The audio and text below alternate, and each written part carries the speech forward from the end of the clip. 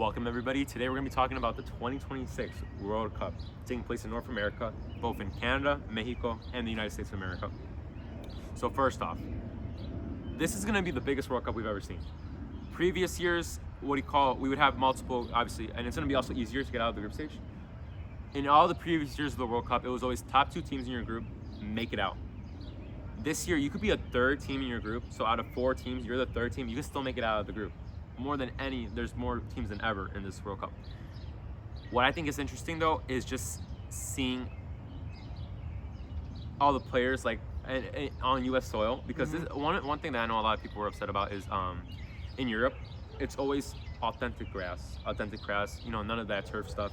In America, a lot of these stadiums have turf, and this causes concern because a lot of people are like, well, do you really want to be playing on like turf? Because turf also normally causes a lot more injury. Oh yeah. So same like with like the NFL. So when FIFA approached America, they're like, well, your stadiums are gonna have to convert. So like a lot of stadiums have converted to turf. All of them actually, who are hosting a FIFA World Cup.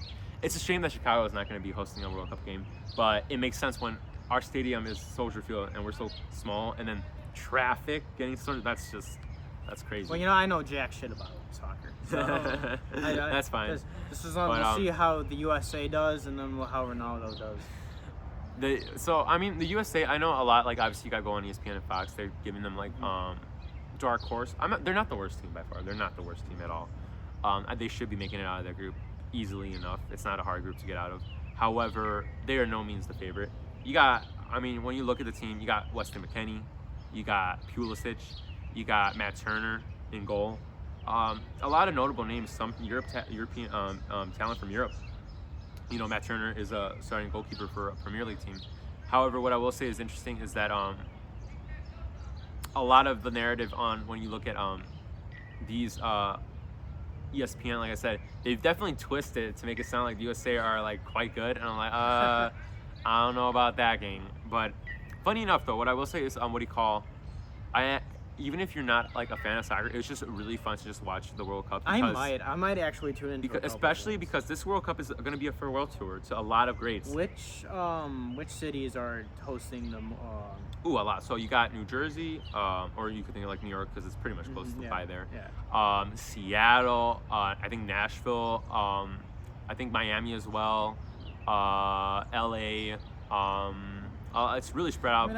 Mexico City is also hosting some matches. You got some in Canada as well. It's scattered. It's majority are in the USA. You need a game in Chicago. You do, but the only problem though is that like Soldier Field is so small. No, yeah, it's so small. There is no stadium for us to play. There is no, like, they couldn't have gone anywhere, honestly.